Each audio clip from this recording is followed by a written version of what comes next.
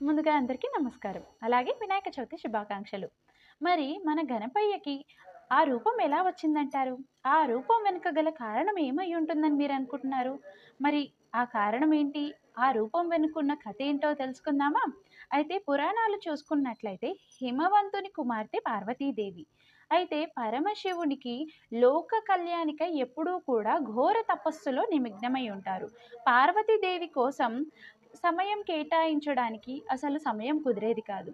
అయితే ఒకానొక రోజు పార్వతీదేవి తాను స్నానం ఆచరించే సమయంలో ఆలోచిస్తూ నాకు ఒక సుపుత్రుడు ఉండి ఉంటే బాగుండేది.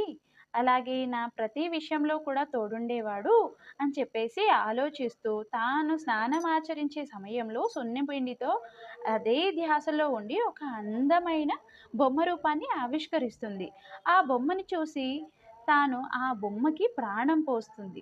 అయితే ప్రాణం పోసిన బొమ్మని తాను అలా పెంచుకుంటూ వస్తుందన్నమాట. అలా ఆ బాలునికి 12 సంవత్సరాలు వచ్చేంత వరకు కూడా పరమశివుడు ఎలా ఉంటారు అన్న విషయం ఆ బాలునికి తెలియదు. అయితే ఒకానొక రోజు పరమశివుడు తన ఘోర తపస్సుని ముగించుకొని వచ్చేస్తున్న సమయంలో పార్వతీదేవి తను స్నానం ఆచరించడానికి వెళ్తుంది.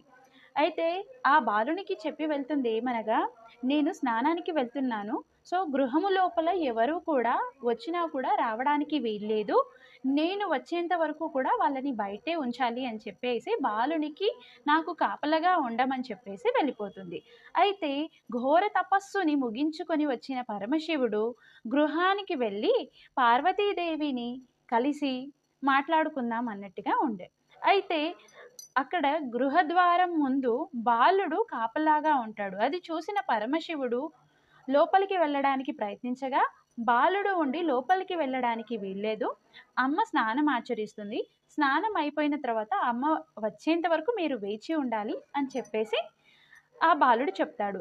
అయితే పరమశివుడు నేను ఆవిడ భర్తని, నేను వెళ్ళొచ్చు అని చెప్పేసి వాదోపవాదనలు జరిగిన తరువాత పరమశివుడికి బాగా ఆగ్రహం, కోపానికి గురవుతారు. అసలు పరమశివుడిని లోపలికి వెళ్ళనివ్వడన్నమాట. అంటే అమ్మ మాటని గౌరవిస్తూ ఎవరు కూడా లోపలికి రాకూడదు అని చెప్పింది కాబట్టి, పరమశివుడు ఎలా ఉంటారు ఏంటి అని తెలియదు కాబట్టి, ఆ బాలుడు పరమశివుడిని లోపలికి వెళ్ళనివ్వలేదు.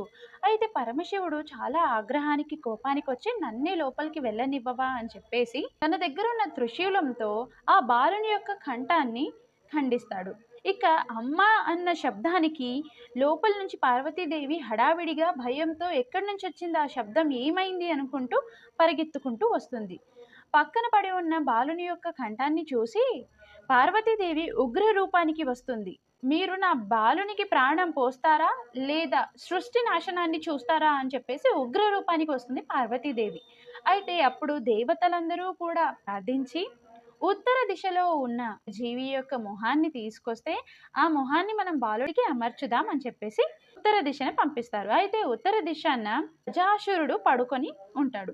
ఆ గజాసురుడి యొక్క తలను నరికి తీసుకొచ్చిన తర్వాత ఆ గజాసురుడి యొక్క తలని ఆ బాలునికి అమర్చి ప్రాణం పోస్తారు. మానవులందరికన్నా కూడా భిన్నంగా ఉంటారు కాబట్టి పరమశివుడు ఇచ్చే వరం ఏంటి అంటే ఆ రోజు నుంచి పార్వతీ పరమేశ్వరుల కుమారుడిగా పిలువపడే గణపతి ప్రతి సంవత్సరం కూడా ఈ భూలోకంలో భక్తుల చేత పూజలు అందుకుంటాడు అని చెప్పేసి వరాన్ని ప్రసాదించడం జరుగుతుంది. ఇప్పటి నుంచి మనం ప్రతి సంవత్సరం కూడా వినాయక చవితిని ఎంతో సంతోషంగా ఘనంగా చేసుకుంటున్నాము.